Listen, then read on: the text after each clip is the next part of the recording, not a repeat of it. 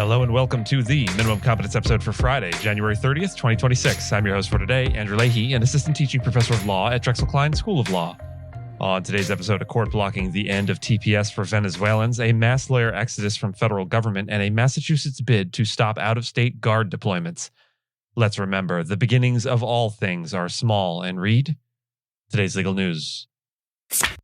On this day in legal history, January 30th, 1933, Adolf Hitler was appointed Chancellor of Germany, a moment that marked the beginning of one of the darkest legal and political transformations in modern history. Contrary to popular belief, Hitler did not seize power in a coup. His rise was accomplished through entirely legal means under the Weimar Constitution.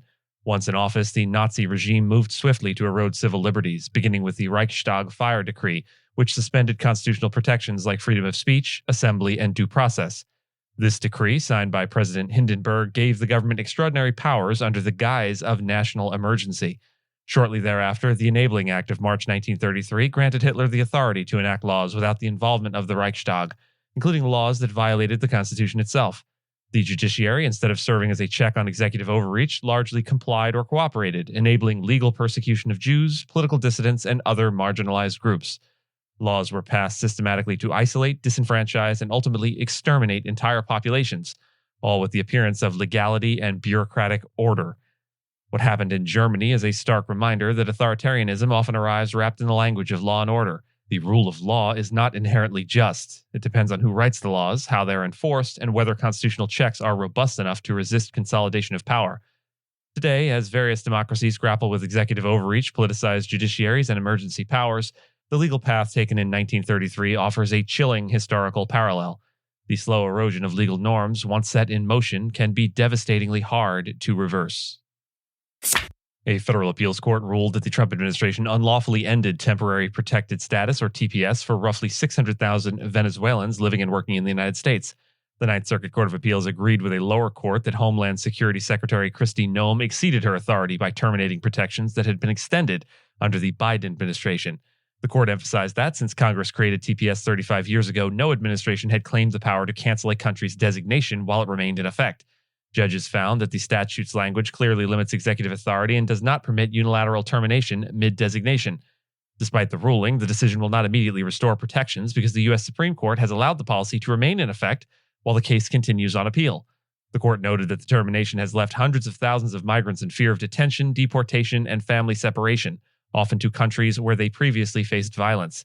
The ruling also upheld a finding that TPS protections for Haitians were unlawfully ended, though the administration has pursued separate efforts to terminate those protections. One judge wrote separately to argue that the policy was influenced by racist stereotyping, citing public statements by senior officials about Venezuelan and Haitian migrants. Advocacy groups welcomed the ruling but stressed that, because of the Supreme Court's order, affected migrants remain vulnerable in the meantime. A significant wave of attorneys has left the U.S. federal government since Donald Trump returned to office, fueling a major shift in the legal workforce. Between January and November of 2025, over 8,500 licensed attorneys exited federal service, leading to a net loss of 6,524, one of the sharpest declines in decades. The Department of Justice was especially affected, with notable departures from its Civil Rights Division and Federal Programs Branch, and the closure of its Tax Division. Some resignations were linked to policy disagreements, while others were the result of forced reductions or shifting departmental priorities. This exodus has dramatically reshaped the hiring market for large law firms.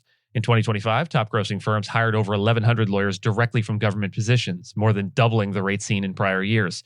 Recruiters report a flood of interest from government attorneys, many of whom began reaching out even before Trump's inauguration. However, while high-ranking officials and prosecutors remain in demand, lower-level attorneys without niche skills are facing a tougher private market. The overall federal workforce, not just lawyers, has contracted significantly under Trump's renewed efforts to reduce government size. The DOJ alone has seen a net loss of nearly 9,000 employees. While the number of federal lawyers remains close to 2017 levels, the recent surge in departures marks a striking reversal of long-standing hiring trends. Massachusetts Governor Maura Healey has proposed legislation that would block other states from deploying their National Guard troops into Massachusetts without her approval.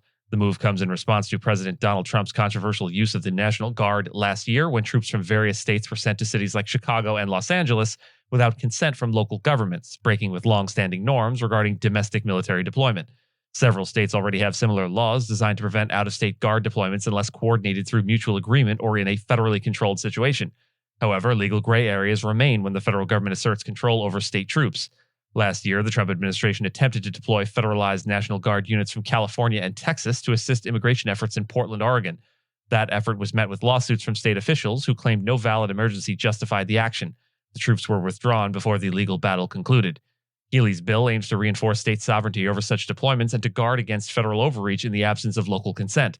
The National Guard is typically used across state lines only in emergency situations like natural disasters, and even then, usually with approval from affected states.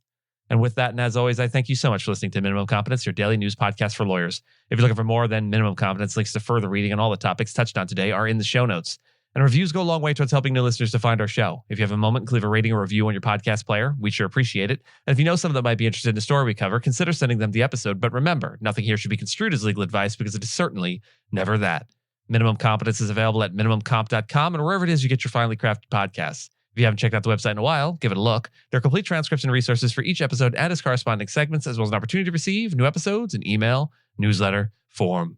We'll see you back here on Monday. And until then, note, we like to close out the week of shows with a featured musical piece. That will make these Friday episodes seem especially long. We hope you'll stick it out and enjoy the featured piece, but if music, and specifically classical music, isn't your bag, we get it. Our mouth sounds unrelated to the week's closing music ends here. This week's closing theme is by Wolfgang Amadeus Mozart, a composer of some note. This week's closing theme is the Lacrimosa from Mozart's Requiem in D minor, a work shrouded in both mystery and mourning. Mozart began composing the Requiem in 1791, the final year of his life, and died before completing it, adding an eerie depth to a piece already suffused with sorrow and transcendence. The Lacrimosa movement in particular is a haunting meditation on grief, built around the Latin text Lacrimosa dies illa, that tearful day, which describes the final judgment and the weeping of the soul. The music swells with mourning, yet carries within it an unmistakable dignity, grief not as chaos, but as reckoning. Today, as we reflect on events that echo the legal and moral breakdowns of the past, most notably the anniversary of Hitler's rise to power on January 30th, the Lacrimosa feels like a fitting elegy. It reminds us that great tragedy often begins under the guise of order, and that mourning is not only for the dead, but for the living systems and values that can perish when unchecked power takes root. Mozart, though apolitical and far removed from the 20th century, composed music that reaches across time to articulate the emotional weight of collective loss. The unfinished nature of the Requiem also mirrors the historical unfinished business of justice, how societies reckon with their past or fail to. This piece, suspended between the sacred and the human, between hope and despair, offers a solemn moment of reflection as the week closes. Without further ado, the Lacrimosa from Mozart's Requiem in D minor. Enjoy.